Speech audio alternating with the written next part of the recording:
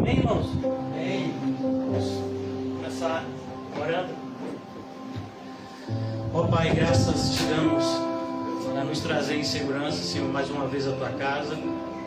Ajuda-nos, Senhor, a aproveitar o momento que o Senhor nos concedeu como meio de graça para nos aproximarmos de ti, Senhor.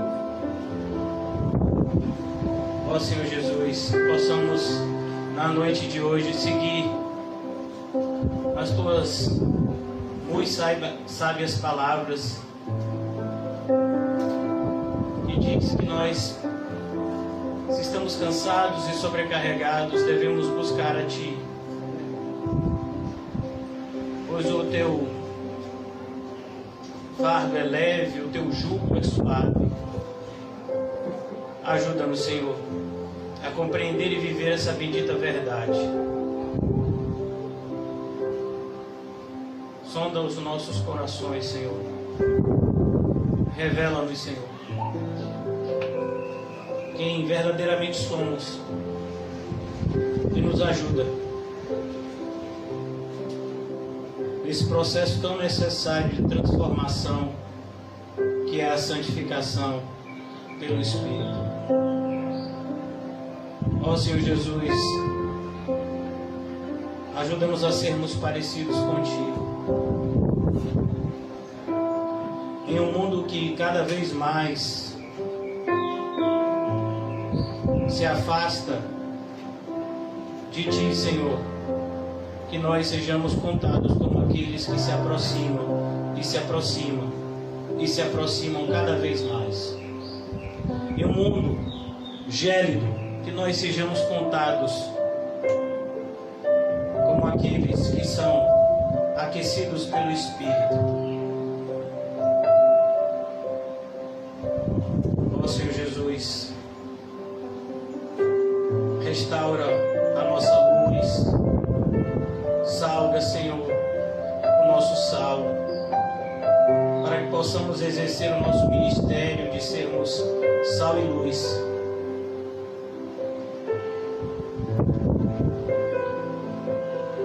Ajuda-nos na noite de hoje, na compreensão da parte da Escritura que o Senhor escolheu antes da fundação do mundo, para que meditássemos nela, Senhor. Abre as cortinas, Senhor, da Tua sabedoria e nos revela, de tal forma que venhamos a crescer na graça e no conhecimento de Ti. Em nome de Jesus, amém e graças a Deus. Amém, irmãos? Amém. Vamos abrir a nossa Bíblia no Evangelho de Lucas. Vamos dar continuidade à nossa série de pregações no Evangelho de Lucas. Hoje a porção que nos cabe ainda fala do encontro de Maria e Isabel. Isabel fala primeiro e nós vamos agora, na noite de hoje, se Deus permitir, meditarmos na fala de Maria, numa das poucas falas de Maria na Bíblia.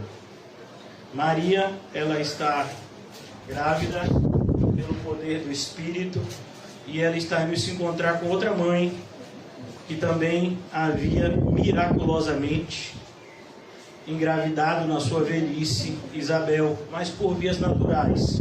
Maria, ela concebe pelo poder do Espírito. Nós paramos no versículo 45 e hoje eu gostaria de falar com vocês acerca do Cântico de Maria, que vai dos versículos 46 a 56. Essa parte da Bíblia é conhecida por muitos como Magnificat, por conta da primeira frase: a minha alma engrandece ao Senhor. E essa expressão em latim, ela seria, essa palavra que conhecemos, Magnificat.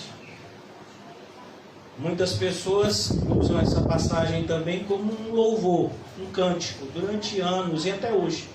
É um louvor que muitos louvam ao Senhor por meio dessa passagem. é também uma passagem, infelizmente, deturpada, pois é baseado nessa passagem que a Igreja Católica Apostólica Romana, ela desvirtua o que está escrito aqui de maneira muito clara e incentiva a adoração a Maria por meio de uma reza que os católicos rezam, que é a Ave Maria. A primeira parte dessa reza é baseada nesse cântico de Maria. A segunda parte ela foi inventada e veio diretamente do coração do diabo. Mas não nos compete falar sobre isso. Vamos nos maravilhar com a palavra de Deus. Todos encontraram Lucas 1:46.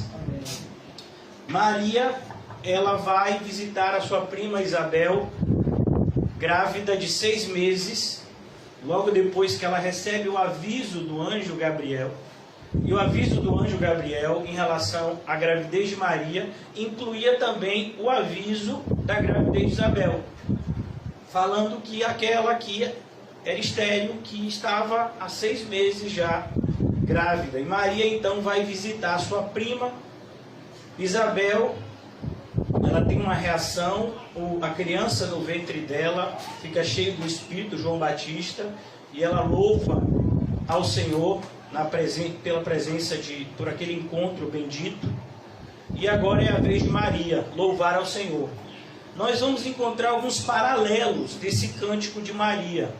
No Antigo Testamento nós temos algo parecido em 1 Samuel. Vamos lá em 1 Samuel? Para a gente mexer um pouco na nossa Bíblia, antes da gente entrar propriamente no estudo. 1 Samuel faz parte dos livros históricos do Antigo Testamento e narra justamente a oração de Ana, que ela é respondida pelo Senhor. Vocês sabiam, Ana não podia ter filho, ela ora ao Senhor e o Senhor então responde a oração de Ana. E Ana então, ela louva ao Senhor. E no capítulo 2 de 1 Samuel, nós vemos o cântico de Ana. Olha que coisa. Às vezes a gente pensa que na Bíblia só tem louvor no livro de Salmos. E se você ler a Bíblia, você vai perceber que muitas passagens são cânticos.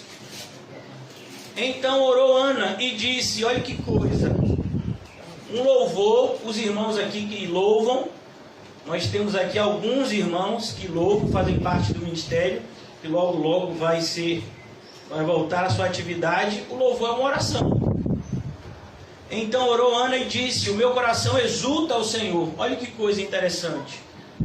Perceba como vai ser muito parecido com a passagem que nós vamos estudar em Lucas, capítulo 1. O meu coração exulta no Senhor. O meu coração se alegra com aquilo que Deus fez. É isso que Maria vai dizer lá na frente. O meu poder está exaltado no Senhor. A minha boca se dilatou sobre os meus inimigos, porquanto me alegro na tua salvação. Não há santo como é o Senhor. Não há outro fora de ti. E rocha nenhuma há como o nosso Deus. Então ela vai continuar nessa mesma direção, louvando ao Senhor. Eu quis mostrar a vocês que o que nós vamos estudar hoje é algo que já aconteceu antes, né? Porque eu estou querendo mostrar isso? Porque Maria, e há o perigo da gente entrar num processo de oposição cega em relação à adoração mariana pelos católicos. Maria é uma irmã nossa em Cristo e nós devemos amá-la. O exemplo dela é um exemplo que deve ser seguido por todas as mulheres. Por isso que eu intitulei hoje o nosso estudo de Uma Vida que Alegra ao Senhor. É isso que a gente vai estudar aqui. Se você de fato quer um propósito para a sua vida, você tem aqui uma ótima passagem para repensar tudo que você tem feito e quem sabe reorganizar a sua vida à luz de como ela deve ser vivida. Disse então, versículo 46, agora o nosso texto, disse então Maria, a minha alma engrandece ao Senhor. Você percebe que a frase é a mesma frase que inicia o cântico de Ana, lá em 1 Samuel 2. A ideia é justamente, a minha alma, ela está alegre com aquilo que Deus fez. Uma alma que engrandece ao Senhor é uma alma que se alegra na grandeza de Deus. É uma alma que se alegra com o poder magnífico de Deus de transformar a vida das pessoas. Pegar uma mulher estéril, que era motivo de zombaria e escárnio, como Ana, e fazer dela mãe de um profeta, que seria o último dos juízes. O profeta Samuel é aquele que vai ungir tanto o rei Saul quanto o rei Davi. Aqui é a mesma coisa, pega outra estéril, aqui Maria, também motivo de, com certeza, de muito mal de maledicência, e faz ela ser mãe, o último profeta João Batista. E pega uma camponesa e faz ela ser mãe do nosso Salvador. É isso, é uma alma. O que é uma vida que engrandece ao Senhor? É uma vida vivida nos propósitos pré-estabelecidos por Deus para nós. Essa é uma pergunta que todo cristão ele tem que levar a sério, e ele tem que pensar, porque a resposta para essa pergunta é a resposta mais importante da vida de um crente. Qual é o propósito de Deus para a minha vida? Porque enquanto você não se adequar a esse propósito, você vai ser como um peixe fora d'água. Eu acho interessante, alguns anos atrás, eu assisti um filme que não tem nada de bíblico, mas o nome até engana. Eu acho que eu assisti com minhas filhas. Era o Cadê o Noé, os animais. Eram os animais, mas não aparecia gente. Como é o nome desse filme? Passou na Netflix. Cadê o Noé? O Noé sumiu. Hã? Eita, cadê o Noé? Olha o nome do filme. Então, narrava a história do filme, um desenho. O enredo do desenho era o quê? Os animais ficam sabendo que a Terra está à beira da extinção, e aí estão se organizando para entrar na arca. Só que tem uns animais que ficam fora dessa lista.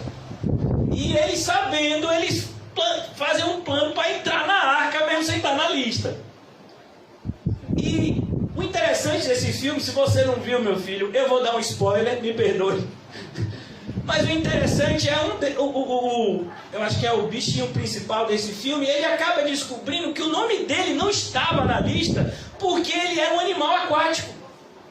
Então ele não precisava estar protegido na arca, porque o propósito dele era viver na água. Então, eu estou trazendo essa informação para você porque é isso mesmo.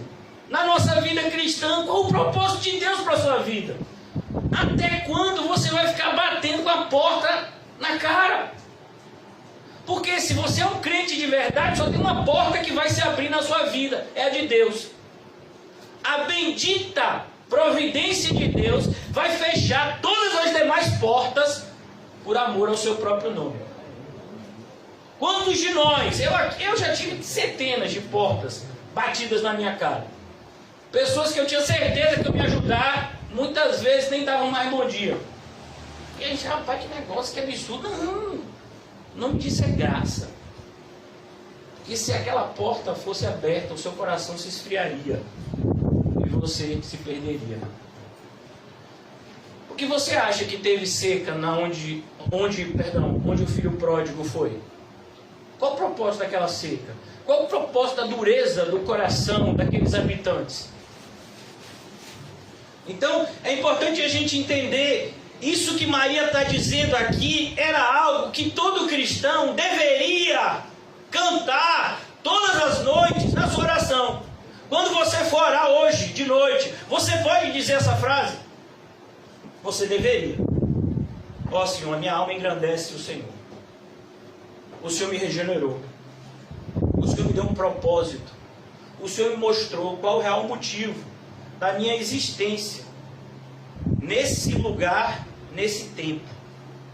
Nós não somos obra do acaso. Nós somos obra de um plano o plano mais perfeito que já existiu, porque vem do Deus perfeito. É isso que essa frase de Maria quer dizer. Não é uma frase mística, não é uma frase que engrandece a Maria, muito pelo contrário. É uma frase que coloca Maria como uma pequenina do Senhor e faz dela um habitante do céu, porque o céu é para os pequeninos do Senhor. Diante disso, irmãos, eu tenho que te fazer essa pergunta. Pode ter certeza que eu faço para mim mesmo também. Será que nós estamos vivendo o propósito de Deus para nós? Se não, um dos grandes indícios vai ser a depressão e a tristeza. A depressão e a tristeza normalmente são presentes de Deus para os seus filhos que não estão andando como deveriam andar. A Bíblia diz que feliz é a nação cujo Deus de Israel é o Senhor. Essa linguagem é uma linguagem cheia de um dito militar. Então, a ideia dessa passagem bíblica é dizer: se você estiver arregimentado no exército de Deus, se você estiver desempenhando a função que Deus te constituiu, você vai ser a pessoa mais feliz do mundo. Jesus, por exemplo, era o carpinteiro mais feliz do mundo. Jesus podia ter tentado qualquer outra profissão. Ele tinha poder, inteligência para isso. Ô Jesus, por que não faz um concurso? Jesus, por que você não tenta expandir a marcenaria? Por que você não tenta fazer algo maior? Jesus, por que você, sabe, não coloca o seu nome aí para ser algo maior? Por que você não se candidata a ser o chefe da sinagoga daqui? Vai ficar essa vida de carpinteiro? Já tem quase 30 anos, vai ficar nessa? A gente está vendo como o Senhor é grande. Aprendei de mim, que sou manso e humilde de coração. Olha que coisa. Spurgeon, ele tinha uma frase. Esses dias eu até postei essa frase nas mídias sociais da igreja. Olha, meu filho, se alguém do mundo te chamar a ser rei, não diminua. Olha a ideia. Um cristão. Tem uma outra frase, se eu não me engano é de J.C. Riley, ou é algum desses outros puritanos, quando que ele fala que para um rei se tornar um cristão, ele precisa nascer de novo. Olha a ideia. Uma ideia totalmente, um conceito totalmente contrário à maioria daquilo que a gente pensa. Às vezes a gente olha para o ímpio, como no Salmo 73, e diz: olha a vida do ímpio, olha como está bem o ímpio. E eu aqui, segurando a minha cruz, tentando renunciar a algumas coisas, reclamando da minha vida, olha como eu estou. Você é um cristão? Se você é um cristão, quem tinha que estar com inveja de você era o ímpio. Pelo menos Asaf enxergou isso. Eu era louco. Aí Asaf entende, quando ele vai escrever o Salmo, ele já tinha entendido, então ele diz: Deus é bom para com Israel. Deus é bom com o seu povo. Tem um versículo, não é um versículo, perdão, uma frase de um autor puritano que ele diz: é melhor ser podado para crescer do que ser deixado para ser queimado. Então aqui Maria, ela está mostrando: eu estou vivendo o propósito de Deus para a minha vida, e não tem nada que eu deseje mais do que isso. A minha alma está satisfeita com o que Deus planejou para mim. E a pergunta para você hoje é: você está? Mais uma frase. Satanás ama pescar um coração insatisfeito com Deus. Uma pessoa que está insatisfeita com a sua vida, um cristão que está insatisfeito com a sua vida, vai ser um convite para Satanás morar no coração dele. Então aqui Maria não era assim. Maria era o oposto disso. Maria estava feliz. Maria, você está feliz com o que? Você vai ser uma rainha? Os católicos dizem que ela é rainha. Nunca foi. A Bíblia não fala de uma coroa que ela recebeu. A única coroa que ela recebeu é que você e eu também vamos receber. A coroa da salvação. Maria, você vai ser rica? Não, muito pelo contrário, vai ser pobre. Maria, você vai ver os seus filhos ocupando grandes cargos? Não, ela vai ver um filho dela sofrer até a morte. E os outros vão seguir o mesmo caminho. Então a gente tem que pensar, irmãos, propósito de Deus. Isso que tem que nortear a nossa vida. E o meu espírito se alegra em Deus, o meu Salvador. Olha que coisa. Isso é alegria. A alegria do Senhor é a nossa força. A alegria do Senhor é a nossa força. Então isso implica em uma verdade implícita. Qual é? Se não estamos alegres do Senhor, estamos fracos espiritualmente. Percebeu porque o inimigo tem conseguido vencer tão facilmente as batalhas? Quem aqui tentou orar e não conseguiu? Eu. Quem tentou ler a Bíblia essa semana e não conseguiu ler como desejava? Quem tentou ajudar o semelhante e não tem conseguido? Quem tem tentado santificação e não tem conseguido? Por quê? Não estamos alegres. Muitas vezes a gente olha a presença na igreja como uma obrigação. Meu filho, alguém é obrigado a pegar o prêmio da Mega Sena? Alguém é? Não, tanto que teve um episódio aí que se não fosse noticiado no jornal, a gente não acreditava. O camarada ganhou uns 70 milhões, eu acho, sei quantos milhões, e não foi buscar. Provavelmente deve ter morrido. E era tão avarento que não contou para ninguém que tinha um bilhete sorteado. Então, olha que coisa. Ele não foi lá buscar. E aí, ninguém ficou com o dinheiro dele. Ninguém obrigou ele a pegar o dinheiro. Já pensou se alguém lhe dissesse: olha, você vai ali numa loja que tem na Zona Angélica, chega lá dizendo que você conhece um irmão chamado Antônio Carlos e vão lhe dar R$1 milhão. E aí? Você não é obrigado aí. Ó, você não é obrigado. Ninguém é obrigado. É, pastor, eu vou orar para ver se eu vou. Olha.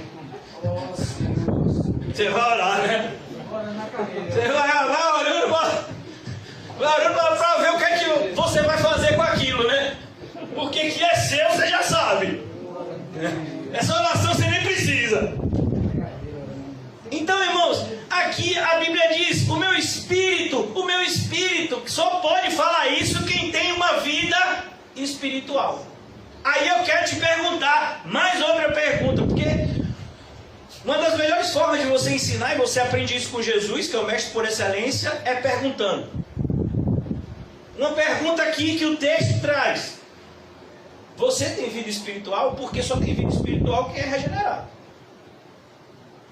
Se você não é regenerado, você não tem vida espiritual. Você pode ser religioso, como os fariseus eram, mas ter vida espiritual significa outra coisa. O Senhor Jesus disse para Nicodemos: olha, aquele que é nascido de novo, ele é como o vento. A ideia é, ele é guiado. Ele não conduz mais a si mesmo, ele é conduzido. Paulo disse nas seguintes palavras: não mais vive eu, é Cristo quem vive em mim. Essa é a ideia. E o meu espírito se alegra em Deus, o meu Salvador. Aqui mais uma vez, alguém precisa de um Salvador se não estiver condenado? Se você não deve nada a ninguém, você precisa de perdão? Não, você está aqui. Você não está devendo nada a ninguém. Por que Maria diz meu Salvador? Porque uma das coisas que todo cristão que é regenerado tem é consciência de pecado. Eu sou um pecador. E Jesus é um grande Salvador. Perceba, Maria já sabia disso e Jesus não tinha nem nascido. A minha alma se engrandece em Deus, o meu Salvador. Porque atentou na baixeza. A ideia aqui é na pequenez. Olha que coisa linda. Sabe, eu tinha comentado com o José alguns dias atrás como eu tenho percebido que desde que nós nos deslocamos da boca do rio para a pequena igreja do Alto das Pombas, como diria Estelinha, a gente está tendo a oportunidade de se aproximar mais de Deus que a gente não tinha lá.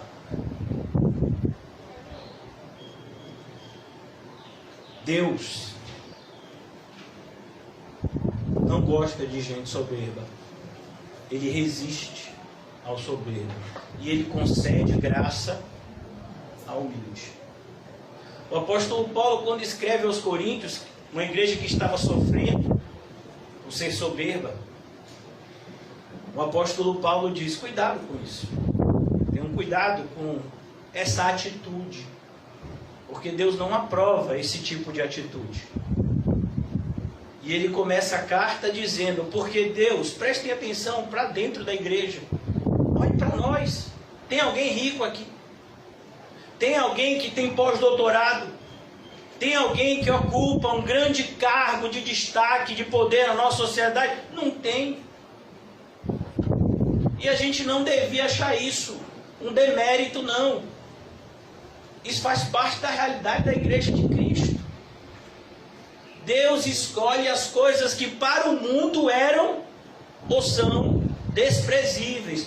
Essas são as palavras do apóstolo Paulo em 1 de Coríntios. É isso mesmo, desprezível.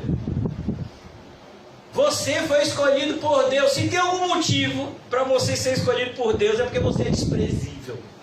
Aí a pessoa diz: nunca mais vou nessa igreja, o pastor disse que era desprezível. Desprezível é ele. Se respeite. Sou uma pessoa de valor, rapaz.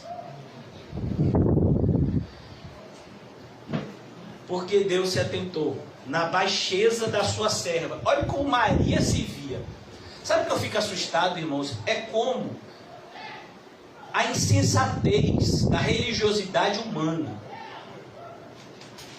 ela está completamente cega às verdades mais claras das Escrituras.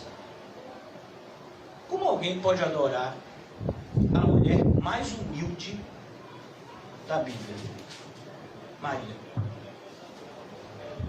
Como alguém? Ela nunca aceitaria uma imagem dela. Nunca aceitaria. Alguém dizendo: Maria, rogue por mim. Eu estou rogando aqui por Jesus, se junte comigo. Ele é o nosso Salvador. Não, Maria, mas eu aprendi, peça a mãe que o filho atende. Ai, meu filho, mas eu não aprendi assim não, ela ia te dizer. Peça ao filho, porque o filho e o pai são um. Não é peça ao filho porque o pai atende, é peça ao filho porque o filho e o pai são um. Às vezes a gente tem uma ideia de separação entre as pessoas da Trindade. Não, eu sei, pra gente sempre vai ser difícil entender isso, e a gente nunca vai conseguir entender de uma forma mais completa a Trindade. Mas essa é a verdade, são três pessoas distintas em um único Deus. Isso é a verdade. Explicar isso aí já é outra coisa, não nos compete, porque a Bíblia não explica, ela só relata. E aqui Maria diz: porque atentou à baixeza da sua serva. Mais uma vez, aquele que se humilha diante da potente mão do Senhor, ao seu tempo ele exaltará.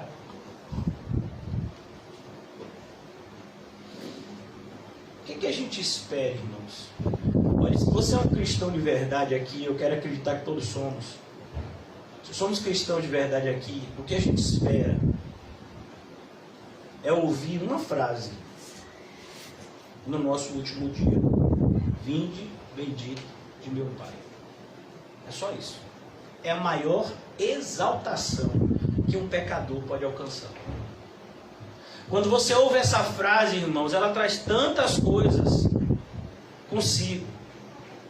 Porque ela está dizendo, vinde bendito de meu Pai. A ideia, você é um filho, você que era um pecador, você que era inimigo de Deus, não será apenas um servo de Deus por toda a eternidade, isso seria um prêmio. Você vai ser filho.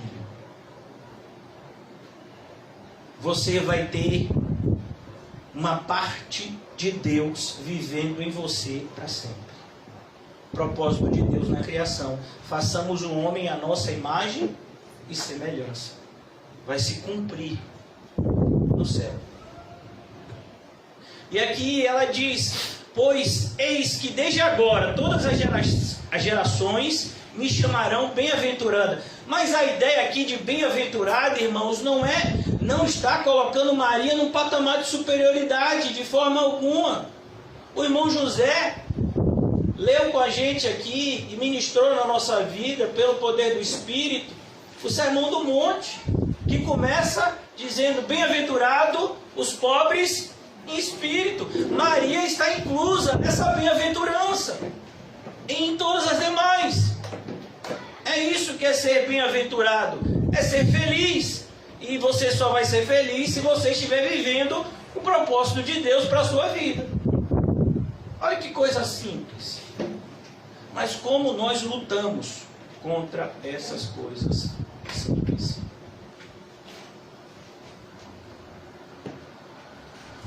Todas as gerações me chamarão bem-aventurada. Todas as gerações me chamarão de felizes. Porque Maria é chamada de uma mulher feliz?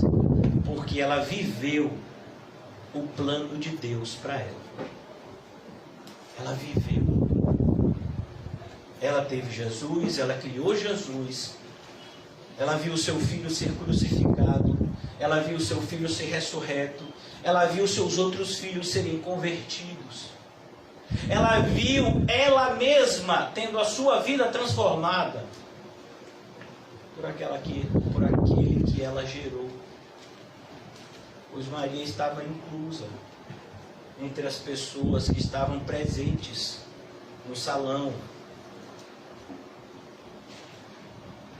Que o Espírito Santo veio no dia de Pentecostes de maneira poderosa.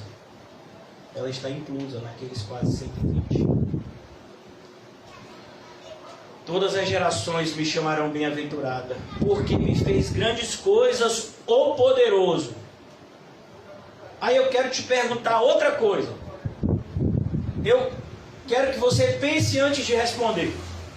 Porque essa pergunta, ela vai trazer consigo uma pegadinha. O seu Deus é todo poderoso? O seu Deus é todo poderoso? Sim ou não? Sim ou não?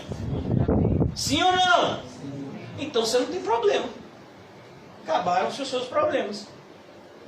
Não, pastor, meu problema continua existindo. Você percebeu? Então seu Deus é poderoso.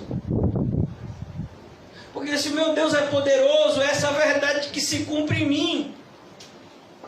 Porque me fez grandes coisas o poderoso. E santo é o seu nome. Olha que coisa, qual é a maior demonstração do poder de Deus? É pegar pecadores como nós e regenerar e nos colocar a viver uma vida santa. Amém. É literalmente transformar um porco numa ovelha. Só Deus pode fazer isso. Quem era você? Eu era um porco. E agora? Agora eu sou uma ovelha. Eu gostava de sujeira. Eu amava a sujeira. O que me atraía eram as coisas fétidas. Mas agora não. Eu era um porco. Eu vivia na bagunça. Mas agora não. Agora eu sou liderado por um pastor. Eu sou uma ovelha. É isso que o Senhor faz com a gente. A grandeza do Senhor é visto nessa atitude de regenerar pecadores e conceder a esses uma vida santa. Por isso em Apocalipse é dito, o santo santifique-se mais ainda. Maria entende, Maria vivencia todas essas verdades, é isso que está presente aqui no cântico dela. Versículo 50. E a sua misericórdia é de geração em geração. Então significa que a misericórdia de Deus nos alcançou. Sim ou não? Sim. Se é de geração em geração. A porta do céu ainda está aberta. Ainda. Até quando, pastor? Não sei. Quando estava vindo para cá hoje, minha filha disse: olha, meu pai, tem uma jornalista ali fazendo uma filmagem. Estava de frente ao cemitério. Boa coisa não devia ser. Eu acho que estava atrás de Paulinho. É capaz dessa jornalista aparecer aqui. Estava ali na frente do Campo Santo.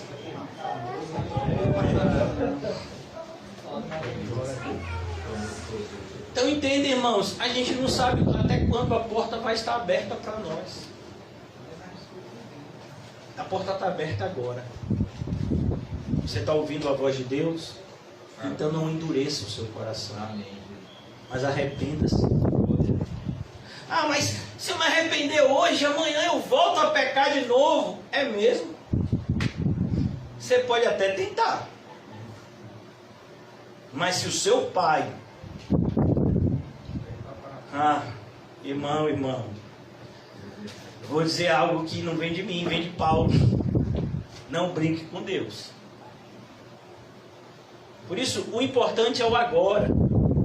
O importante é você desejar ser santo. Eu acho maravilhoso uma frase de Spurgeon que diz: um cristão, ele não tem um coração perfeito, mas ele deseja ter. Muitas pessoas criticam a nossa pequena congregação por conta disso. Hoje mesmo uma pessoa estava tentando me dar feliz aniversário. Eu acho que estava tentando. E aí falou, não sei o que, por causa da sua radicalidade. Repetiu radicalidade algumas vezes. É uma pessoa que não vem para a igreja há alguns meses. Eu não entendo. As pessoas passam não sei quantos meses sem vir para a igreja e dizem: pastor, eu desejo tudo de bom para você. Não entendi.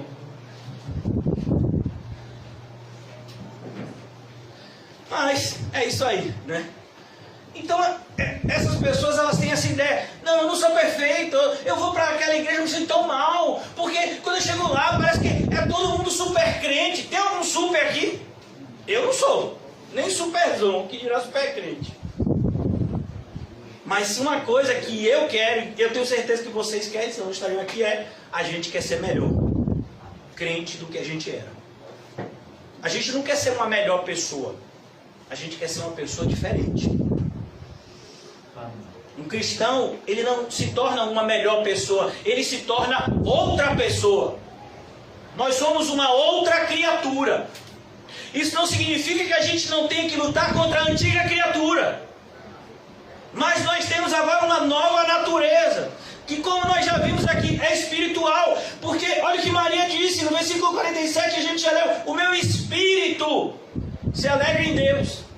O meu espírito se alegra em Deus. Maria foi perfeita? Não. Maria, quando ela viu Jesus fazendo o que ele deveria fazer e percebeu que isso iria atrair ódio, que isso iria atrair complicação para ele, o que foi que ela tentou fazer? Parar tudo. Vai lá para o livro de Marcos. Ela saiu para prender o seu filho. São essas palavras que Marcos usa. Porque dizia que ele está fora de si. Maria pensou isso. Uma pessoa que viu o anjo Gabriel dizendo: olha, o menino é assim, assim. Uma pessoa que concebeu sem ter relação. Mas quando ela viu o filho dela ali, correndo risco, ela fraquejou. Percebeu, irmãos? A gente vai estar sempre tendo que lutar.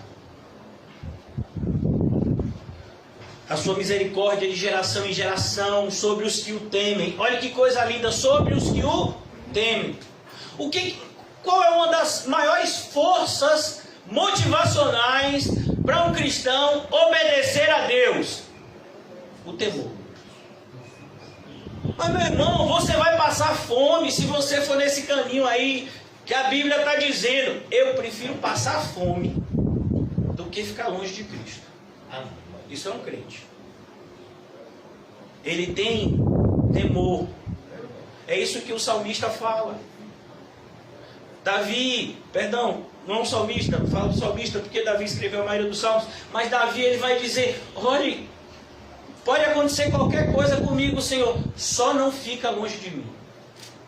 Eu não quero nunca mais passar pelo que eu passei quando eu pequei.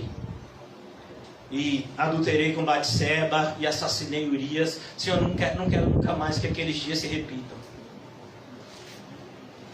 Então, entendam, irmãos, que olha o que ele escreve. Assim como a corça anseia por água. A corça, irmãos, é um animal que vive em regiões de deserto. Então, num lugar onde a água é escassa. Então, ela deseja por água. Ele diz, a minha alma deseja por ti. Às vezes a gente não entende, é um versículo tão usado para convidar as pessoas para vir para o culto, porém é um versículo que dificilmente a gente vai compreender de verdade. Alegrei-me quando fui chamado a ir à casa do Senhor. Talvez você já tenha lido esse versículo dezenas de vezes, talvez você mesmo já tenha postado ele ou recebido isso de vários irmãos, mas você já parou para refletir nisso? Eu alegrei, eu fiquei tão alegre quando alguém me convidou a ir para a casa de Deus. Imagine isso, numa ideia, numa realidade, que igreja virtual é algo que é a igreja da moda. É a moda do momento, a igreja virtual. Versículo 51, com o seu braço obrou valorosamente, dissipou os soberbos. Dissipou o quê? Os soberbos. Já pensou? Naquela época, olha, o Salvador vai nascer. Quantas mulheres se achavam dignas? Ah, eu tenho um ótimo DNA. Nunca tive problema de sangue, nunca tive problema de pele. Eu sou uma pessoa boa, o Senhor sei decorado, minha linhagem é uma linhagem assim perfeita. Sou preparada para ser mãe. Aí vai lá e escolhe uma mulher que está saindo da adolescência para a fase adulta que nem tinha se casado ainda. Olha que coisa. É a mesma coisa. Quem vai ser pastor? Ah, fulano tem que ser pastor. Você já viu fulano? Você já viu? Não tem que ser aquele. Não, aquele outro. É aquele. Não, é aquele que estudou mais, é o que leu mais, é o que faz mais, é o que estuda mais, é o mais eloquente. Não. É o que nem falava em público. Tinha medo. Entendeu? Eu disse, você que vai falar. Me identifico muito com Moisés. Deus faz assim, ó. Deus pega uma pessoa que fala muito e gosta de falar como o Quinho e bota para ficar sentado e gostar de ouvir. Quando ele não está dormindo. Oh, meu pai. É engraçado. Olha, irmão, isso é maldade. Só tiram foto de Quinho ou comendo ou dormindo. Oh, Deus. Não pode ser assim não, irmão. Parece que o irmão só faz isso, o irmão trabalha. E muito. Mas a pessoa só fiscaliza, hein, Quinho? Isso é o inimigo. Isso não é obra de Deus não, irmão. Salva-me, Senhor. Com o seu braço obrou. A ideia de obrou aqui fez uma grande obra. Perceba, irmãos. Você se acha um nada. Bem-vindo ao clube. Eu também me acho. Mas a gente tem um Deus grandioso. Olha, irmãos, se você ler a Bíblia, eu te convido, porque é maravilhoso essa experiência. Ler a Bíblia na companhia do autor, o Espírito Santo. Você vai ficar boquiaberto em perceber como as pessoas descritas na Bíblia, que foram usadas poderosamente por Deus, eram tão parecidas com a gente. Tem alguém aqui que é medroso? Eu creio que a maioria, mas poucos vão admitir, infelizmente. Ó irmão, você pode até ser medroso, mas igual a Gideão, você vai ter que batalhar. Pense, se você procurar na Bíblia, o camarada mais medroso da Bíblia, o crente, porque Gideão era crente, mais medroso da Bíblia, Gideão. E Deus chamou Gideão para ser o quê? Um homem valente de batalha. Quando o anjo do Senhor apareceu para Gideão, Gideão estava fazendo o quê? Me diga aí o que Gideão estava fazendo. Quem acertava ganha 10 pontos. Gideão estava malhando trigo no lagar. Ah, pastor, e qual é o problema disso? Lagar é onde se pisa a uva. O que Gideão estava fazendo? Gideão estava escondido dos midianitas. Porque os midianitas estavam oprimindo o povo de Deus. E uma das formas de opressão era justamente na época da colheita. Eles vinham e tocavam fogo em tudo. Gideão medroso foi lá, pegou os trigos e foi para o lagar, onde ninguém ia ver, estava lá escondidinho. E aí quem foi que viu Gideão? O Senhor. E disse, homem valoroso. Gideão disse, eu estou com quem? Quem é que está aqui comigo? Porque aquilo que o Senhor falou com Gideão não correspondia. Valente, valoroso. Gideão disse, quem mais está aqui? Mas irmão, você já leu a Bíblia? Não é assim, não é esse sentimento que você tem quando você lê. Gideão era covarde. Mas o Senhor mudou isso na vida de Gideão. Porque Gideão entendeu, eu vale mais temer a Deus do que temer os homens. Amém. Quando a gente teme a Deus, a gente para de ter medo do homem. Foi isso que aconteceu com Gideão. Aquele medroso vai lá, na confiança do Senhor, que não vinha dele, mas do Senhor, e destrói a estatueta de Baal. Covarde, foi lá, meu filho, chegou lá, empurrou a estatueta, destruiu. Quem era o sacerdote de Baal? O pai dele. E aí disse, não, e agora vai ser os midianitas, vão pegar, vão fazer acontecer com a gente. O pai de Gideão disse, se Baal é Deus, Baal que se defenda. E aí começaram a chamar Gideão de quê? Quem sabe é José. Como é? Jerubaal. João chamava José de Jerubaal. Que diz, aquele que se coloca contra Baal, inimigo de Baal. Todos nós deveríamos ser o quê? Jerubaais. Imagine Gideão. Quando o Senhor chama Gideão para liderar o povo, 32 mil homens se apresentam para a guerra e diz, os covardes vão embora. Gideão devia ir. Mas nessa hora Deus já tinha mudado a história dele. Você entendeu? O nosso Deus muda a história. Amém. Ele pega um camarada covarde e volta para ser valente. Por quê? Porque ele agora tinha confiança na sua própria força? Não, porque agora ele aprendeu. Eu temo mais a Deus do que os homens. Mais uma vez eu vou dizer isso. O temor para com Deus destrói o temor para com os homens. E quem ensinou isso, irmãos, foi Jesus. Jesus disse, aprendam a quem você deve temer. Não tema aquele que pode ferir o seu corpo. E depois disso, não pode fazer mais nada. Tema aquele que além de ferir o corpo, tem poder para lançar a alma no inferno. A esse deveis temer. Foi isso que fez com que Policarpo não retrocedesse diante da ameaça de ser queimado na fogueira, o que de fato ele foi. Você me ameaça com fogo, foi o que ele respondeu. Um fogo que vai me queimar por apenas alguns minutos. Mas se você não se arrepender, ele disse para o juiz que estava julgando ele, o governador da província, se você não se arrepender, existe um fogo que vai queimar eternamente. Uma das referências ao inferno qual é? O fogo nunca se apaga. Imagina. Então aqui, irmãos, voltando agora para o versículo 51. Eu já estou concluindo. Com o seu braço ele agiu valorosamente, dissipou os soberbos no pensamento de seus corações. Deus ama fazer isso ainda nos dias de hoje.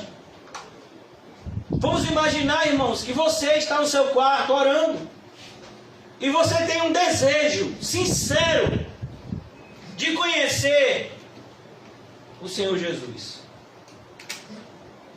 Você acha que você vai vir para uma igrejinha que fica na rua, como é o nome? Nem eu sei o nome da rua, imagina. Rua Teixeira Mendes. Imagine. Você acha que você vai vir parar aqui numa porta dessa? Eu acho que de largura a gente tem o quê, Celão? Você não já mediu aqui, de largura tem o quê? Imagina, 3,15 de largura a igreja. Oh, meu Deus do céu. Imagine. 3,15. A pessoa passa por aqui umas 5 vezes e não acha a porta.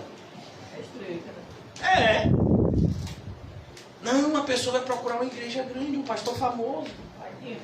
Não foi. Amém. A probabilidade é essa. Os sábios vindos do Oriente, eles sabiam que o Messias ia nascer. Sabiam ou não sabiam? Sabiam até a data, mas erraram o local. Foram para o castelo, exatamente. É um rei. Vai mandar no mundo inteiro. Tem que nascer no palácio, só pode ser. Deus não faz assim não. Deus vai libertar o seu povo que estava no cativeiro há 400 anos. Ele chama quem? Um jovem? Não, um velho de 80 anos que estava fugindo do Egito. Olha para isso. Senhor, o Senhor está mandando eu voltar de onde eu estou fugitivo? O Senhor não está sabendo que tem um mandado de prisão contra mim lá? Esse tem mais não, meu filho, prescreveu. O faraó que você tinha mandado de prender já morreu, tranquilo. Pelo menos nessa área. 80 anos. O Senhor vai fazer um povo. Aí ele escolhe o quê? Um casal jovem. Não. Um idoso de 75 e uma mulher estéril de 65. Sara tinha 10 anos a menos que Abraão, se eu não me engano. Imagine, irmãos. O Senhor faz assim. Nunca foi diferente na Bíblia. Eu não sei por que hoje a gente muda e parece que... Hoje em dia, para você ser crente, é mais importante você parecer ser crente. Não, meu filho, você tem que ser. Deixe que o parecer fica por conta de Deus. É Deus quem tem que dar o parecer a seu respeito. Glória a Deus. É assim que tem que ser. Mas hoje em dia a gente fica tão preocupado, principalmente a gente vive numa geração, a geração do marketing. A geração da propaganda. Onde as pessoas se preocupam muito mais com a aparência do que com a essência. Deus não mudou. Deus não vai se adequar a essa geração. É a gente que tem que se adequar a ele. Então você tem que ser crente. Se você for crente, as pessoas vão saber que você é. Agora você até pode parecer ser crente sem nunca ter sido. Esse é o grande perigo do auto-engano. Maria então ela nos ensina aqui, olhe, o Senhor é aquele que dissipa. O que é dissipar? É o que você faz com a poeira. Deixa de existir. É assim, os que se acham grandes, né? Se acham tão grandes e de repente é um ajuntamento de ossos. As pessoas são tão soberbas, irmãos. E se o Senhor tirar o sopro de vida, é só um monte de carne em estado de putrefação. É isso que é o corpo humano. Você só não está se decompondo porque o sopro de vida de Deus ainda está ali. Mas se ele pegar e volta, começa a feder. Tanto que se uma pessoa falece, ela tem que ser colocada logo num lugar refrigerado, porque senão começa a soltar gases. Gases que têm um odor muito desagradável. Olha que coisa, pessoas estão soberbas.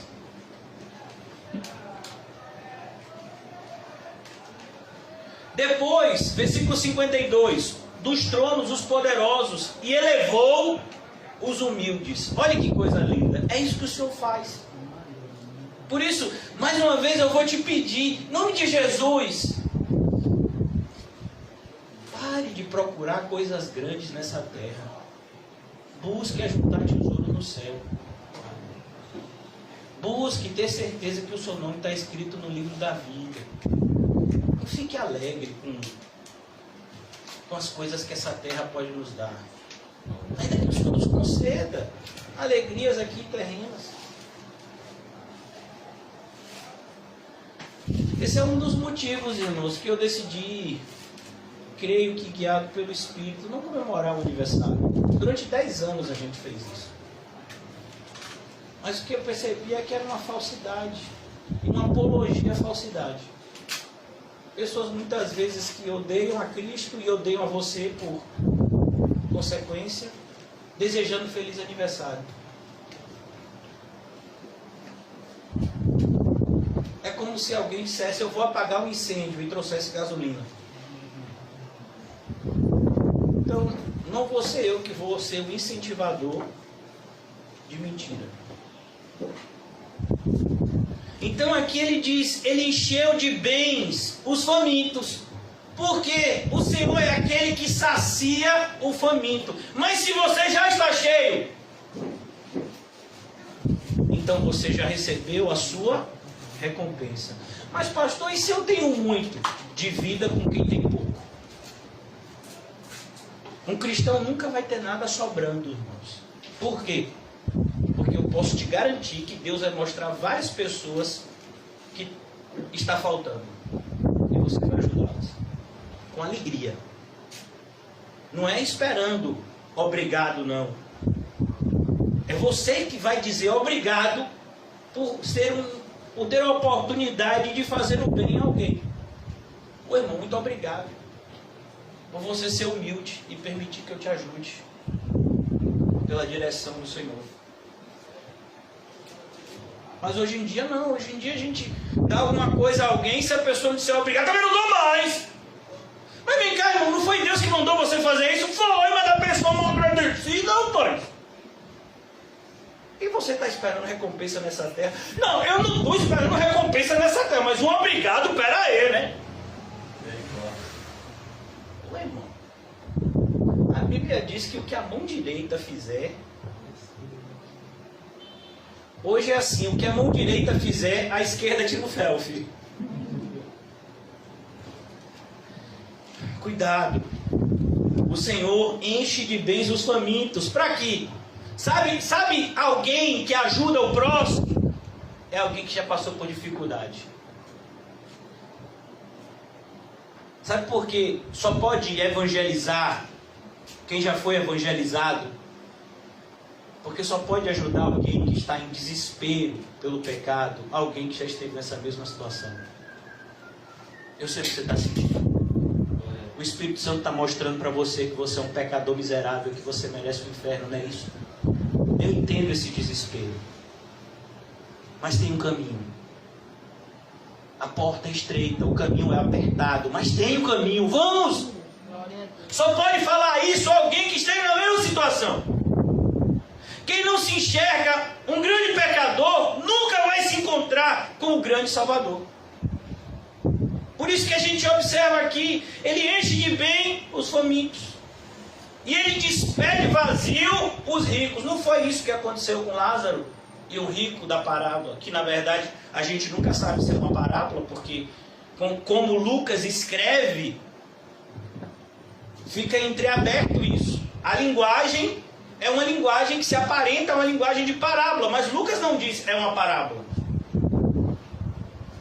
Esse mesmo evangelho, mais adiante. O rico, a ideia do rico não ter nome é: eu não conheço você. Por isso o rico é só chamado de quê? Rico. Mas Lázaro, que ninguém conhecia, era conhecido de Deus. Lázaro, vem para cá, Lázaro. Você prefere ser conhecido pelos homens ou ser conhecido no céu? Os dois não dá. Então aqui ele diz: ele despediu vazio os ricos. Ai de vós, os ricos, nesse evangelho, lá no capítulo 6. Ai de vós, os ricos, vocês já receberam a recompensa de vocês. Já receberam. Você está falando o quê? Vamos imaginar. Os ricos agora na época de pandemia. Tem um monte, irmãos, de rico que alugou ilha. Ilha. Já imaginou isso? Eu alugo uma ilha. Teve um desses homens, no início da pandemia, lá nos Estados Unidos, que ele abriu a porta da casa dele. A casa dele parecia uma cidade. O dono do UFC, eu esqueci o nome dele. Esse daí, Danny White, eu acho. E tinha quadra, tinha piscina olímpica. Irmão, tinha tanta coisa. Era maior. A casa dele era quase que do tamanho do Alto das Pontes. Inteiro. É onde eu vou passar a quarentena. É capaz de passar um ano inteiro e ele não conhecer os 4 cantos da casa dele. Isso é o rico. Não sei se vocês viram a mesma emissora que oprime tantos os brasileiros, a Globo, estava celebrando que os repórteres americanos da Globo agora estão sem máscara nos Estados Unidos. Não sei se vocês viram essa notícia hoje. Isso para mim é um escárnio. Então a gente fica sem noção, irmãos. Isso é o mundo que a gente vive. Deus vai olhar para essas pessoas. Ah, vocês estão celebrando? Vocês estão celebrando porque pode viver agora sem máscaras, mas vocês continuam mascarados. Eu sei quem vocês são por dentro. Máscara não é o que você coloca aqui para proteger supostamente você de um vírus, não. Máscara é o que você usa para esconder o pecador miserável que você é do mundo. Para que as pessoas achem que você é uma pessoa que você não é. Então Maria, ela entende isso pelo Espírito e ela louva, porque a ideia é justamente, o Senhor conhece. O Senhor conhece. A Bíblia diz, Deus fez o rico e fez o pobre. Deus colocou você aonde você está, e a sua função hoje é se alegrar com isso. O apóstolo Paulo nos ensina, eu não gosto muito dessa palavra, mas vou usar ela agora mesmo assim, uma receita de felicidade. Aprendi a viver contente em toda e qualquer situação. Como foi, Paulo, que você aprendeu isso? No caminho. Isso não é algo que você aprende em uma aula. Isso é algo que você aprende durante uma vida caminhando com Jesus. Tem um dia que você pesca centenas de peixes. E tem um dia que você fica com fome.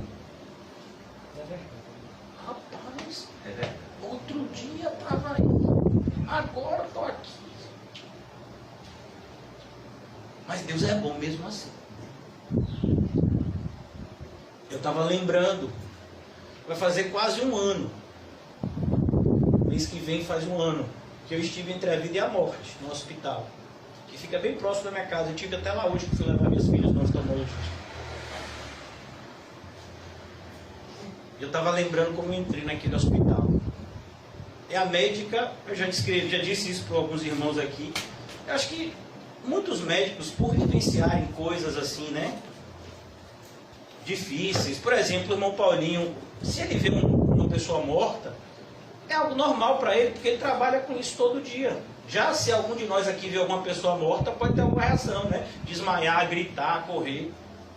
Mas o irmão Paulinho já está acostumado com isso. A mesma coisa é o médico. Então eu estou pensando assim para pensar bem, porque a médica me dá alta e diz, olha, quando você entrou aqui, tem uma pessoa que você morreu. Isso é coisa para você dizer para o paciente. Eu digo, é só porque eu sou crente. Porque a gente pegou a sua primeira tomografia, 50% do seu pulmão estava comprometido. 24 horas depois, 70% do seu pulmão estava comprometido. A tendência era que você ia ser entubado, provavelmente ia morrer. Morreu um monte de gente essa semana aqui, da sua idade. Então, irmão, eu estou no lucro. Amém. Percebeu porque eu não preciso de bolo para comemorar? eu entendi isso há 10 anos atrás, quando o Senhor me chamou para o ministério, mas eu tinha esquecido até o ano passado. Eu estava morto. E o Senhor me deu vida. Eu não preciso de mais nada. Glória a Deus. Tem uma passagem nesse evangelho que, se Deus permitir, a gente vai chegar lá. O cristão é aquele que entende que ele está sempre no lucro. Um homem chamado Simeão. Esse eu não quero conhecer no céu. Olha que ousadia, vou para o céu. Estou me achando. Simeão olha para Jesus, um bebezinho, imagine, e diz: agora eu posso morrer. Glória a Deus. Gente, Simeão, você está bem, rapaz, está bem, Deus vai. Que é isso, Simeão? Vou dizer essas coisas. Porque o viver é Cristo e o morrer é lucro. Você entende isso, irmão? Uma pessoa que entende isso é a pessoa mais feliz do mundo. É por isso que Paulo podia dizer o que ele disse: eu aprendi a viver contente porque eu estou no lucro. Glória a Deus. Eu ia para o inferno, eu estou indo para o céu. Eu posso apanhar, eu posso ficar preso, eu posso ser rejeitado, eu posso ser odiado. Eu estou no lucro. É impossível alguém fazer um mal para mim. Quem está dizendo isso é o próprio Deus. Todas as coisas cooperam para o bem. Quando o ímpio quer fazer o mal para o crente, ele só consegue fazer o bem. Os irmãos de José: não aguento mais José, nosso pai só quer saber dele, esse José fez até uma túnica para ele especial, esse José eu quero saber dele, é só ele que vem de colchão, nada disso. Olha, esse aí é tribular. Vamos matar ele! Não, matar não, porque matar a gente vai ficar sem dinheiro. Não, vou vender ele como escravo para os ismaelitas. Aí chega José aonde? No Egito. E é vendido para quem? Para Potifar. Pouco tempo depois, Potifar entendeu, porque o pai de José, Jacó, ensinou o filho a falar, a contar, várias coisas que naquela época era difícil saber. Ele entendeu que aquele jovem não era um jovem comum, e disse: rapaz, esse jovem é diferenciado, vou botar ele como chefe da minha casa. Aí o cão pegou a mulher e disse: eu vou acabar com esse jovem. Aí ele vai parar onde? Na prisão. E é lá na prisão que ele conhece. Eu não sei se foi assim, mas eu aprendi assim no desenho e eu acho engraçado, que eu me apropriei da ideia do diretor do desenho bíblico. O copeiro do faraó que está na prisão é um velhinho assim super engraçado no desenho bíblico, né? E vocês já sabem que José acerta, né? Deus revela a José o sonho dos dois, né? Do copeiro e do padeiro. E o copeiro tem uma amnésia. O estudo que José pediu é: quando você estiver com o faraó, fala de mim, lembra de mim. Mas ele volta para o faraó e tem uma amnésia. O quê? Esqueceu. Aí faraó, tempo depois, faraó está tendo um sonho, não consegue saber desse sonho. E agora, como eu não consigo mais dormir, esse sonho está me deixando para! Quem é que fica perto de faraó ouvindo os gritos dele? O copeiro provavelmente ficou com medo, vai descontar em mim. Eu conheci olha, ele lembrou. Ele tinha esquecido de você, lembrou. Tem tá onde ele está em que palácio, ele está em que casa. Ele está lá na prisão. Ele adivinhou certinho o que ia acontecer comigo, o que ia acontecer com o padeiro. Faraó disse: manda buscar. José, você é bom mesmo em adivinhar sonhos? José diz: eu não. Quem diz é o meu Deus. Você já sabe essa história, mas é tão bonito ouvir de novo, né? E aí ele conta o sonho, explica para Faraó: vai ter 7 anos de prosperidade, depois vai ter 7 anos de seca. E agora? Porque o problema não é você saber que tem um problema. O problema é: e agora? Cadê a solução? É como alguém que diz: você é um pecador miserável, você vai para o inferno. Sim, meu filho. E agora? Vai deixar a pessoa assim, é?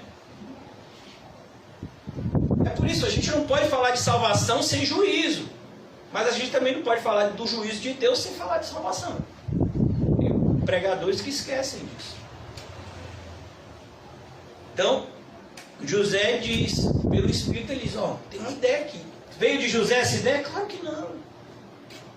O Senhor usando José e diz, olha, você vai pegar 7 anos, você vai colher demais, vamos fazer celeiros, vamos guardar para nos 7 anos que não tiver nada, a gente ter sobrando. E quem é o homem que vai fazer isso? Essa é uma obra muito grandiosa, uma pessoa que precisa ter inteligência, uma pessoa que precisa ter o quê? Honestidade. Olha, hoje em dia, achar um administrador honesto. Aí fala disso, é você mesmo, meu filho, receba! E aí nomeou José como administrador do Egito. Imagina. Será que os irmãos pensavam que José ia se tornar o administrador do Egito quando venderam ele como escravo?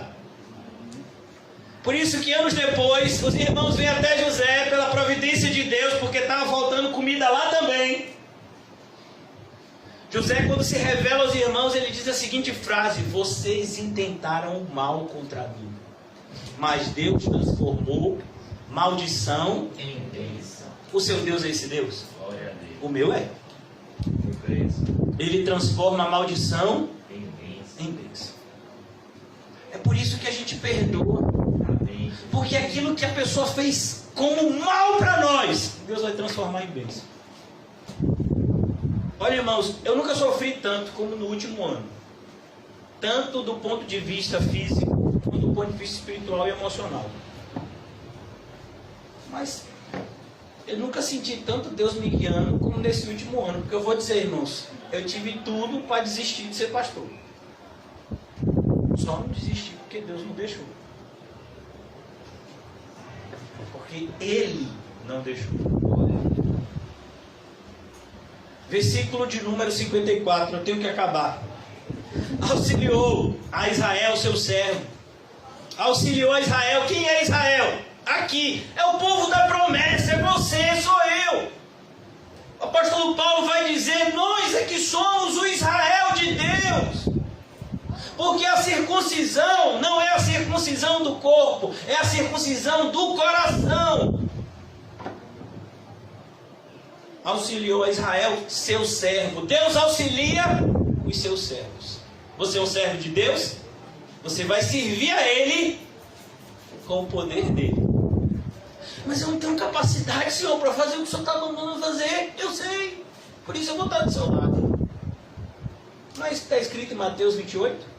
E eu estarei com vocês até a consumação dos séculos. Como é que pode um bando de gente que nunca tinha saído daquela região, que malmente sabia falar a língua local, evangelizar o mundo inteiro? Pô, meu filho, tem que ser um Deus muito poderoso. E o evangelho chegou até você e até mim. Auxiliou Israel, seu servo, recordando-se da sua misericórdia. Versículo 55. Como falou a nossos pais, para com Abraão, a sua posteridade, para sempre. E no versículo final, e Maria ficou com ela quase 3 meses, e depois voltou para a sua casa. Crente gosta da companhia de outro crente.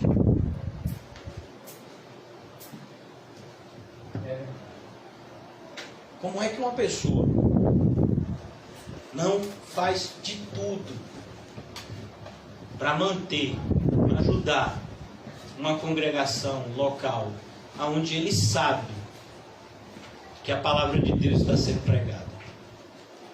Como é que alguém não faz de tudo para ajudar o irmão, que ele sabe que como ele foi alcançado pela graça de Deus, e como ele tem falhas que estão sendo trabalhadas pelo Senhor? Por isso, irmãos, é importante a gente entender, esse é o propósito da nossa vida. Viver uma vida que alegre ao Senhor. Olhe, eu gosto muito de uma frase. Eu amo estudar a história da igreja, porque na história da igreja eu encontro pessoas como eu. Isso me traz paz. Saber que Deus usa pessoas falhas, fracas, imperfeitas. O o seu plano perfeito.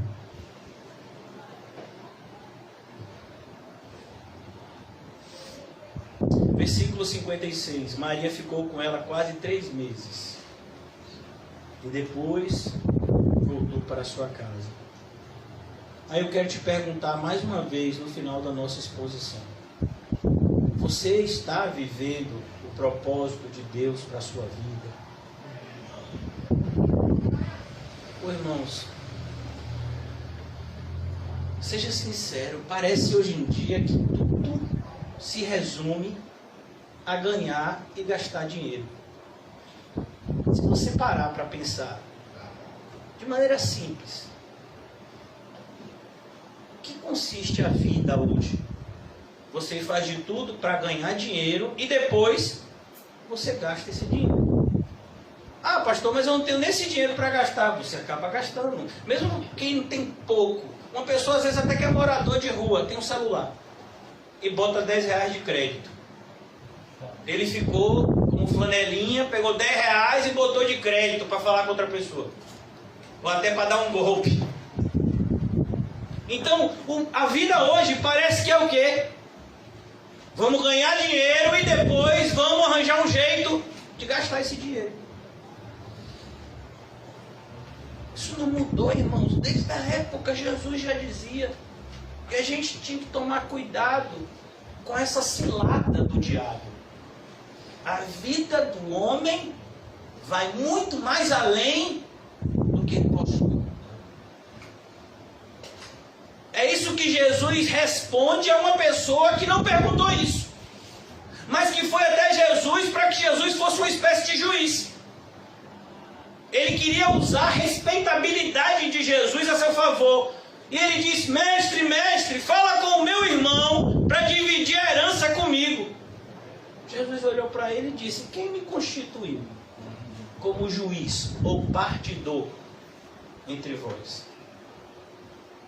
Não, eu vou lhe ensinar algo muito mais precioso. Eu vou te ensinar a verdade. A vida de alguém é muito mais do que os bens que ele possui.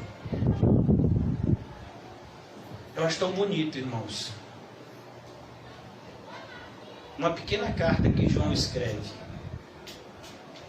E ele fala de pessoas como nós. Um homem chamado Gaio. Ele era um homem muito rico, segundo conta a tradição. E ele usou todos os seus recursos para ajudar os cristãos e o progresso no Evangelho. E quanto mais ele ajudava, era propósito de Deus que ele continuasse tendo. Então João, pelo Espírito, escreve a esse homem e diz: Gaio, eu desejo que você seja próspero, como próspera é a tua alma. Você já parou para pensar em ter uma vida dessa? Onde a prosperidade espiritual excede a prosperidade material. Percebemos? Você nunca vai ver um santo infeliz. E você nunca vai ver um rico satisfeito. Eu desafio você a entrevistar os 100 homens mais ricos do mundo, homens e mulheres, independente do gênero, mais ricos do mundo, e perguntarem se eles estão satisfeitos com a vida dele. E eu desafio você a encontrar 5 crentes de verdade, daquele que é crente com C maiúsculo, e perguntar se ele está triste com Deus.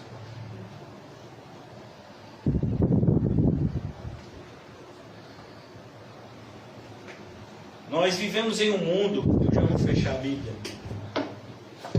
Nós vivemos em um mundo, irmãos,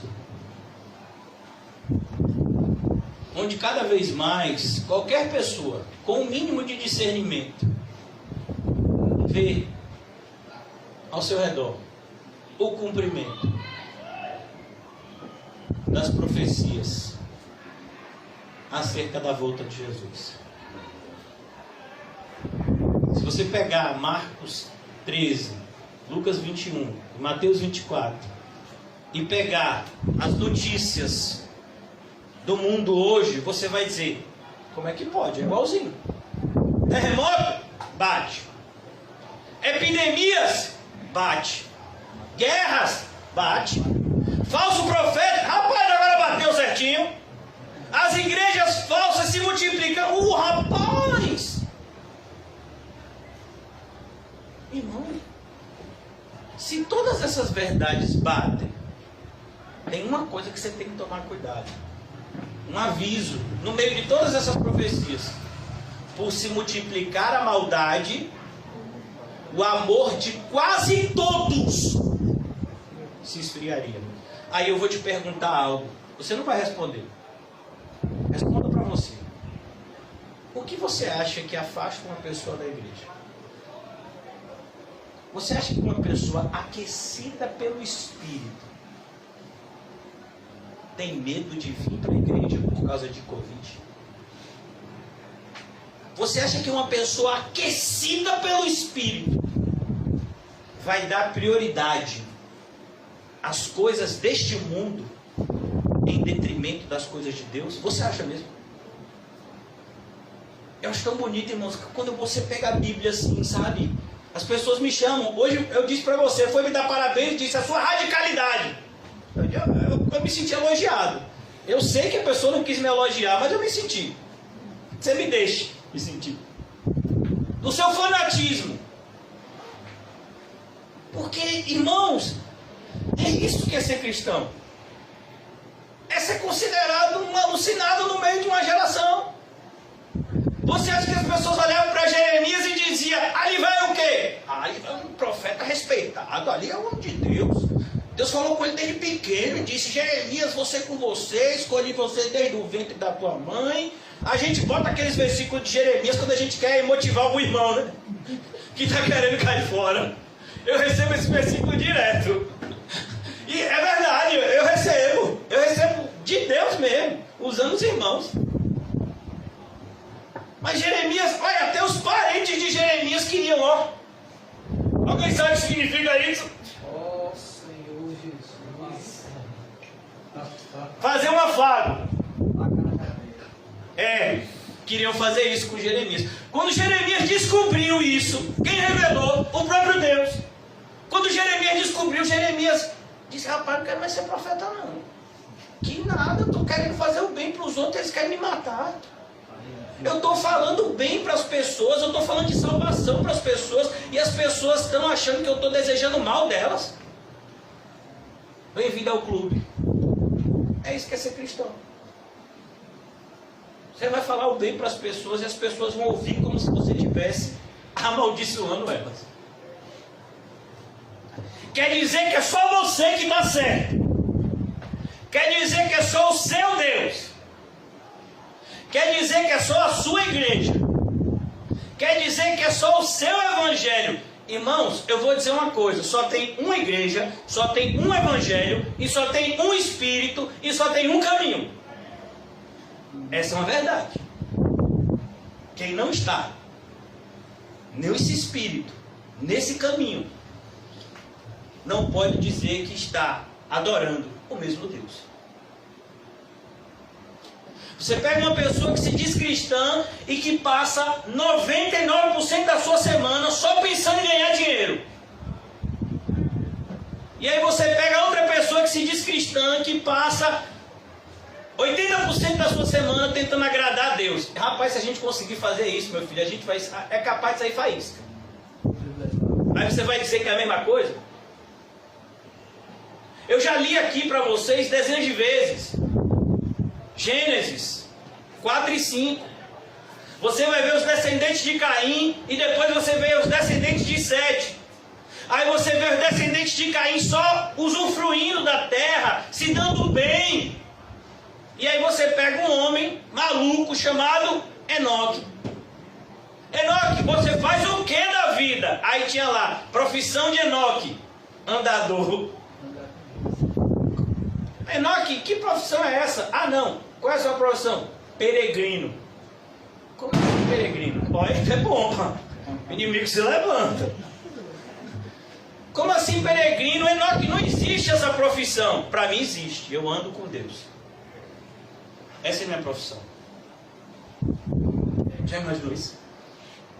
Não, mas Enoque, não existe isso, Enoque. Pare com isso, seu maluco. Aí não existia aqui na terra, não foi? Deus levou ele para o céu. E Deus o tomou para si. Mas Deus não tomou Enoque para si de maneira como muitas vezes a gente pensa assim, contra a vontade de Enoque. Enoque amava passar o tempo dele com Deus. É por isso que um cristão do passado, ele disse uma frase: antes de Deus nos levar para o céu, Ele leva o nosso coração. Eu vejo, meu irmão, sabe, nessa pandemia, eu não sei se vocês têm visto da mesma forma, o desejo que as pessoas têm de viver. A gente tem visto muitas pessoas morrerem. E aí a gente tem visto também pessoas que são salvas do Covid. Eu, particularmente, vivi isso. Fiquei internado numa ala de pessoas, né, graves e vivi isso. E as pessoas, elas querem viver mais. Mas a pergunta é, para quê? Hoje eu faço 42 anos que o Senhor me trouxe a esse mundo por meio da minha mãe e do meu pai. Para que eu quero mais um ano de vida? Para me autossatisfazer? Ou para satisfazer aquele que me recriou do alto? Quando o Senhor fala com Nicodemos, ele diz: Nicodemos, você tem que nascer do alto. Do alto. Se já ressuscitamos com Cristo, buscamos as coisas que são do alto. Olha, irmãos, mais uma vez, eu posso te garantir, um ano se passou sem que eu soubesse como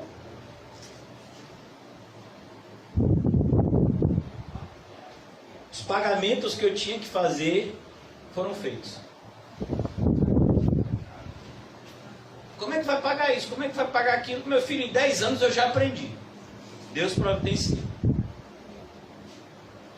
Às vezes eu fico meio sem graça, porque as pessoas sempre querem perguntar isso. De onde é que vem seu sustento? E aí eu respondo: vem de Deus. Sim, tá bom. Agora me diga. Mas eu já disse. Você que não acredita. Quem Deus usa, o que Deus usa, como foi que Deus fez? Deus sustentou Elias, eu tenho esse quadro até hoje, e olho para ele todos os dias, várias vezes ao dia. Deus sustentou Elias por meio de corvos, mas depois ele escolheu sustentar Elias de outro jeito. Deixou de ser Deus sustentando? Deixou de ser? Deus sustentou José e Maria porque José era marceneiro, trabalho dele. Mas quando eles tiveram que fugir com o Egito, o que foi que eles usaram? Os presentes que foram dados por meio daqueles homens que vieram do Oriente para adorar o Messias. Percebe, irmãos? Jesus fala para mim e para você que o nosso maior obstáculo para não viver o propósito dele, José pregou sobre isso. Virou até um livro, eu acho que as irmãs e os irmãos, né, que tem um irmão participando agora do Ministério da Comunicação, eu acho que tem esse livro, esse e-book. A porta, como é que é, José? Mas tem um título. Isso, alguma coisa, o que nos impede de entrar pela porta, né, que fica antes de entrar pela porta estreita. É justamente isso, o amor às coisas do mundo. As preocupações.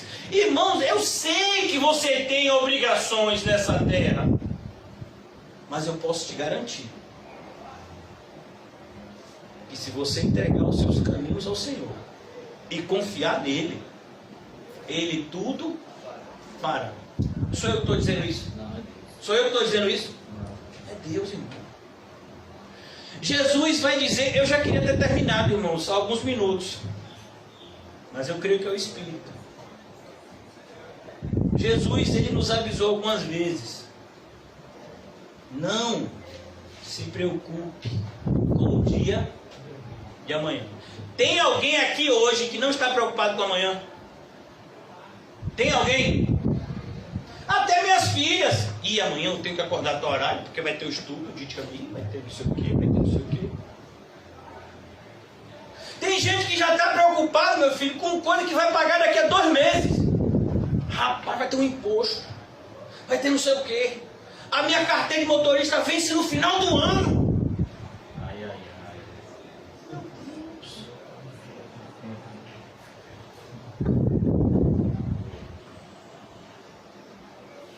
Buscai, pois, em primeiro lugar o reino de Deus e a sua justiça. Eu nunca vi uma pessoa que fizesse essa escolha e que se arrependesse. Se você vê alguém, você me mostra. Buscai, pois, em primeiro lugar o reino de Deus e a sua justiça. Por quê? Uma pessoa que se encontra com o reino de Deus e com a sua justiça não vai se satisfazer com mais nada dessa terra. Você pode dar ouro para essa pessoa vai dizer, quero nada. O apóstolo Paulo foi ao terceiro céu, irmãos. Ele viu coisas que não era lícito ao homem falar. Aí imagine. Aí uma pessoa chega e diz, Paulo, eu vou te dar R$1 trilhão para você abandonar o caminho de Jesus. Meu filho, você pode me oferecer até o mundo inteiro, como o diabo fez com Jesus. Eu não quero. Eu quero o reino dos céus. Isso você não pode me dar, Satanás. Esse é o propósito, irmão, seu e meu. Enquanto a gente não estiver vivendo esse propósito, a gente vai estar simplesmente contando dias. Achando os nossos dias cada vez piores. Mas não é para ser assim. Às vezes a gente não entende as coisas que o apóstolo Paulo fala na Bíblia e ele diz, ele estava feliz com a vida que Cristo tinha dado para ele aqui na terra. Mas Paulo só fazia apanhar. Paulo pregava o evangelho e as pessoas se convertiam. Você já imaginou que isso é uma coisa que tem festa no céu quando um pecador se arrepende? Imagine,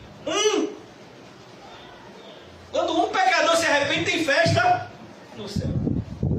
É por isso que Paulo diz, eu me sinto dividido. Eu sei que ir para o céu, estar com Cristo, é maravilhoso, é incomparável. Mas ficar aqui e ser um instrumento de Cristo na vida dos meus irmãos é maravilhoso também. Percebe, irmãos, você como cristão não é um coitadinho. Eu sou um filho de Deus. Você está vivendo o que Deus tem para você. Então abrace isso. Tem alguma coisa que está doendo, apresente ao Senhor. Mas pare de viver uma vida que envergonha a Cristo. E vive uma vida que alegra a Ele. Vamos orar. Obrigado, Senhor, por essa noite. A começar de mim, Senhor, abrir os nossos olhos e nos mostrar o que efetivamente precisamos. É de Ti, Senhor, e de Ti somente. O Senhor é tudo. E muitas vezes não nos apercebemos disso, Senhor. Perdoa-nos. Sem Ti nada podemos fazer, Senhor. Mas contigo tudo é possível. Não haverá impossíveis para Deus. O Senhor nos disse, Senhor Jesus, que aqueles que acreditassem em Ti fariam coisas ainda maiores que os que o Senhor fez. Imagine, Pai. O Senhor nos disse que faria coisas que nem pensamos. Aquele que é poderoso para fazer muito mais do que pedimos ou pensamos. Oh Senhor, eu oro nessa noite, abre os nossos olhos espirituais, Senhor, para que possamos ver a Tua mão benigna, amorosa, nos protegendo, Senhor, em cada porta fechada. Para que a gente pare de alegrar o diabo com a nossa murmuração. E comece a entoar cânticos como Maria, agradecendo ao Senhor pela vontade boa, perfeita e agradável que se cumpre em nós que somos o seu povo. Em nome de Jesus. Amém e graças a Deus. Saúde-se mutuamente com o cumprimento santo. E diga ao seu irmão: viva para alegrar o Senhor. Amém.